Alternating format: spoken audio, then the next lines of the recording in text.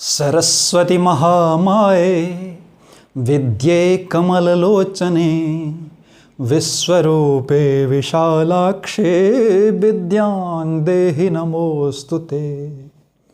आज आप सोच रहे होंगे कि मैं ये संस्कृत का श्लोक क्यों गा रहा हूँ या गुनगुना रहा हूँ। तो दरअसल संस्कृत के छात्रों के द्वारा ये कहा गया कि सर संस्कृत में भी कुछ ऑडियो आप वीडियो बनाइए ताकि हम लोग भी उससे जुड़ाव की स्थिति में आएँ और हम भी उससे लाभान्वित हों। और उन्हीं के रिक्वेस्ट पर आज हम संस्कृत व्याकरण को लेकर उपस्थित हैं।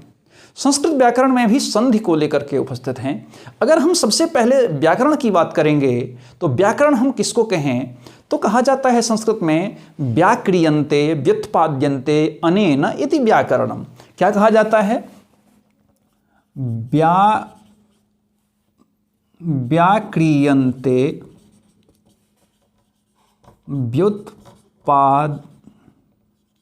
व्युत्पाद्यन्ते अनेन इति व्याकरणम, यही कहा जाता है।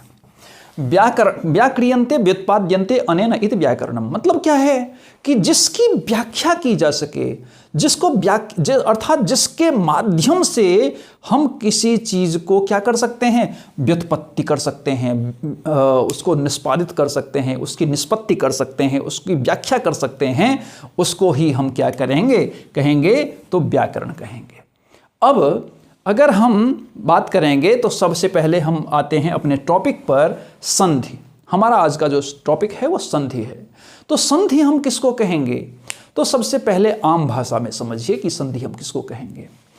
तो जो भी चीज़ें दो चीज़ें हों उसकी जो जुड़ाव की स्थिति है, एकीकृत की स्थिति है, आपस में लगाव की स्थिति है, आपस में मिलने की जो स्थिति है, हम उसे ही क्या कहते हैं, संधि कहते हैं। अर्थात जब भी ये मान लीजिए कि ये दो है और दोनों को जब हम एकीकृत कर देते हैं, दोनों को जब हम मिला देते हैं आपस में, वही क्या कहलाता है, संधि कहलाता है। अब हम इसको कहते हैं कि संधि किसे कहेंगे, तो कहते हैं दो वर्णों के मेल से जो विकार उत्पन्न होता है। तो दो वर्णों अर्थात कोई भी दो वर्ण हो सकते हैं, कोई भी दो वर्ण हो सकते हैं, उन वर्णों के मेल से जो विकार उत्पन्न होता है हम उसे संधि कहते हैं। तो थोड़ा सा आपको लगा होगा कि ये क्या कह रहे हैं, कि क्या दो वर्ण, क्या उसका विकार क्या होता है। अब थोड़ा सा समझने की कोशिश कीजिए। अब एक मान लीजिए कि है रमेश मान लीजिए कि है। अब रमेश को अगर हम विच्छेद करेंगे तो क्या हो जाएगा, रमा जोर ईश। इसमें आप अगर देखेंगे तो रमा का जो आकार है, अर्थात र जोर अ, इसको अगर हम इस प्रकार से वर्ण विन्यास करेंगे तो क्या हो जाएगा, र जोर अ जोर म जोर आ जोर ई जोर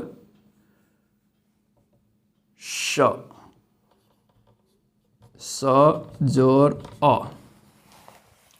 अब अगर हम यहां पर, चूंकि हमें क्या करना है, तो यहां का अर्थात इस पहले शब्द का जो अंतिम वर्ण है और दूसरे शब्द का जो पहला वर्ण है, हम उसके वर्णों का मिलान करते हैं। मैंने कहा, क्या कहा कि जब दो विच्छेद हैं, ऑलरेडी पहले से पृथक हैं, और दोनों जो पहले से विच्छेद हैं, पहले से अलग हैं, उनको जब हम एकीकृत करते हैं, जब हम एक में मिलाते हैं और एक में मिलाने के पश्चात कुछ न कुछ उसका विकार उत्पन्न होता है, उसी को हम संधि कहते हैं, मैंने कहा था।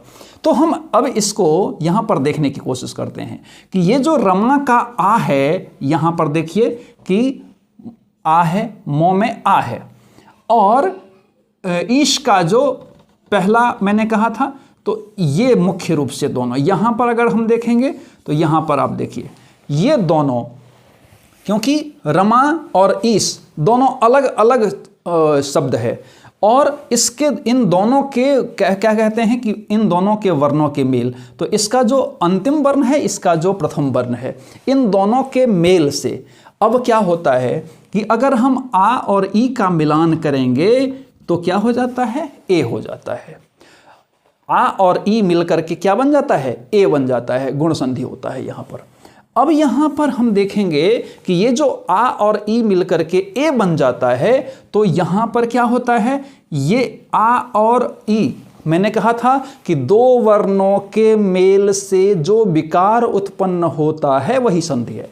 अब यहाँ पर देखिए कि आ और ई के मेल से विकार क्या उत्पन्न हुआ, ए उत्पन्न हुआ। अब ए ही क्या हुआ यहाँ पर, तो क्या हुआ, संधि हो गया। ए को हम क्या कहेंगे, संधि कहेंगे, क्योंकि मैंने कहा था कि दो वर्णों के मेल से जो विकार उत्पन्न होता है, दो वर्णों के मेल से जो विकार उत्पन्न होता है, हम उसी को क्या कहते हैं, संधि कहते हैं। तो इतनी बातें क्लियर हो गई होंगी मुझे लगता है। तो यहाँ पर आप देखेंगे कि ये इसी को हम संधि कहते हैं। तो यहाँ पर इस प्रकार से संधि हमारा होता है। अब हम संहिता किसको कहें, थोड़ा सा उसको जानने का प्रयत्न करेंगे। तो संहिता, हम यहाँ पर देखेंगे कि दो वर्णों का सन्निकट जो होता है वही संहिता कहलाता है। अर्थात जब दो वर्ण अत्यंत सन्निकट हो जाए, जैसे नई जोर अकह बराबर नायकह, यहाँ पर दो वर्ण अत्यंत सन्निकट हैं, तो वहाँ पर मिलकर के संहिता, खैर इसको हम अभी नहीं बताएंगे। सबसे पहले अभी ये जानिए कि ये संधि हो गया।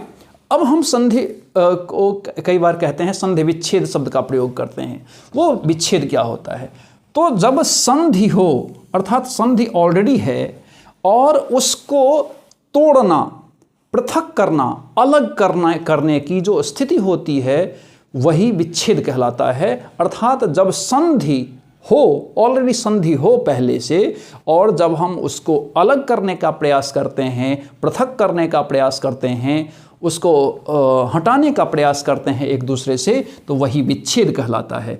तो और उसी को हम संधि विच्छेद के नाम से भी जानते हैं।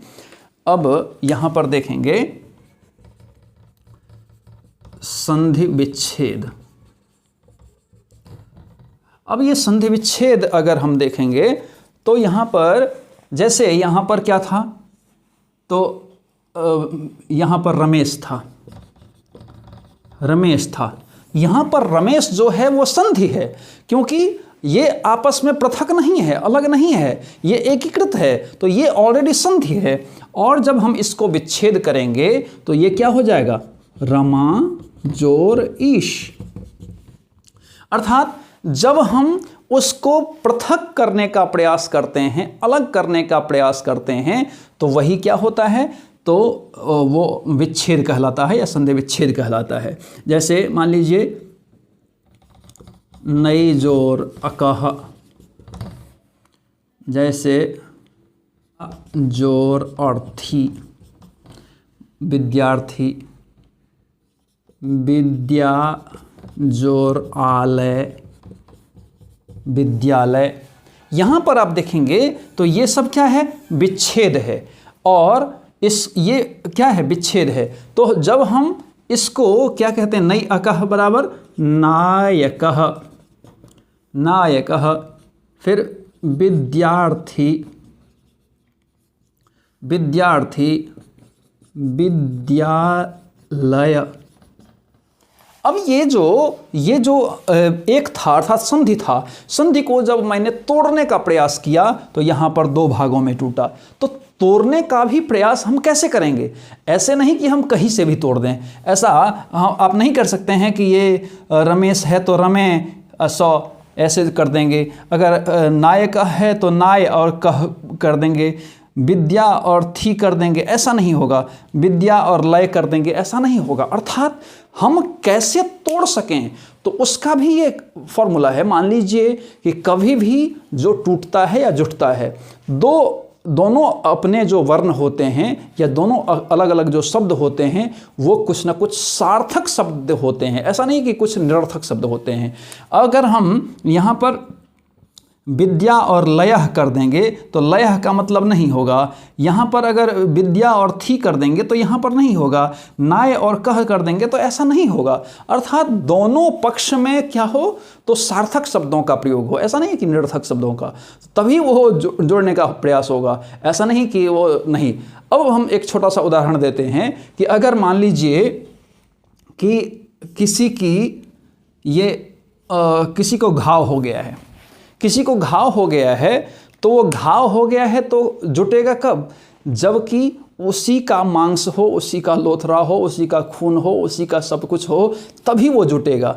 लेकिन अगर आप मतलब किसी और चीज़ को वहाँ पर लगा देंगे तो वो वहाँ पर घाव नहीं भरने वाला है। उसी प्रकार से यहाँ पर हम क्या करते हैं तो उस जो भी चीज़ें हैं, संधि हैं, उसको जब हम तोड़ते हैं तो वो विच्छेद कहलाता है, और वो विच्छेद को जब हम जोड़ते हैं तो वो संधि कहलाता है। तो आज पहली क्लास में आज इतना ही, और इसके बाद हम अलग से क्लास लेंगे कि बहुत सारे जो संधि हैं उसकी क्लास हम अलग अलग प्रकार से लेंगे। धन्यवाद।